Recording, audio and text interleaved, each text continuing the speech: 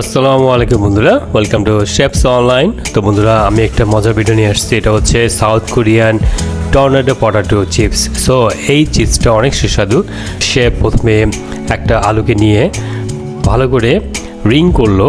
Ring করার পর এখানে কিন্তু বেটার দেওয়া হচ্ছে। বেটারটা হচ্ছে বেসন দিয়ে তৈরি। আমি জিজ্ঞেস করেছিলাম শেফকে যে এই বেটারের মধ্যে কি কোনো ডিম বা টেস্টিং সল্ট বা শুকনো মরিচের গুঁড়ো বা হলুদ এগুলি আদার কোনো স্পেশাল ইনগ্রিডিয়েন্টস দেওয়া হয় কি না। বা শেফ আমাকে যেটা বললো, উনি জাস্ট বেটারটা তৈরি করেছেন বেসন এবং ওয়াটার লবণ দিয়ে, জাস্ট এতটুকু। বাট আমি আরেকটা সাউথ কোরিয়ান যেটা টর্নেডো চিপস শেফের কাছ থেকে আমি রেসিপিটা দেখেছিলাম।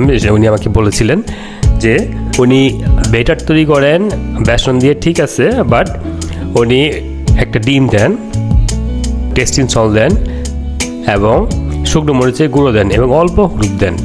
সো তাতে স্বাদটা বেড়ে যায়। এই হচ্ছে ডিফারেন্স রেসিপিটা।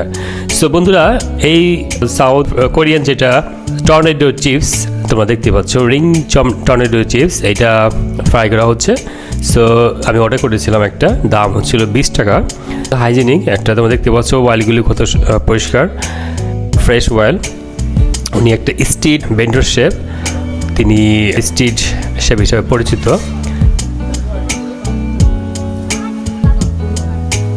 টর্নেডো চিপসটা হয়ে গেল।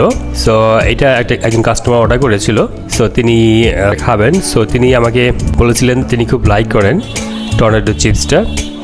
তোমরা দেখতে পাচ্ছ শেফ রেডি করে ফেলছেন।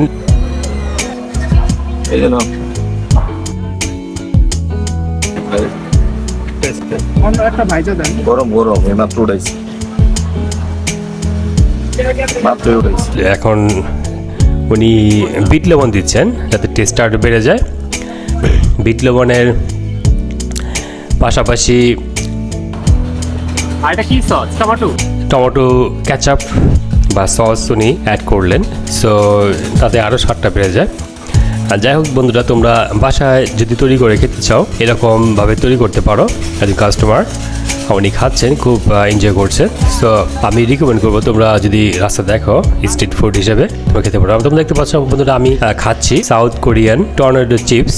সো আমি খুব এনজয় করেছিলাম এবং খুব সফট ছিল এবং টেস্টি ছিল। অবশ্য আমি আগে যে রেসিপিটা খেয়েছিলাম সেটাও ভালো ছিল, এটাও ভালো ছিল। সো বন্ধুরা, আজকে ভিডিওটা এনজয় করলে, ভালো লাগলে লাইক কমেন্ট শেয়ার করে সবাইকে দেখার সুযোগ দিও।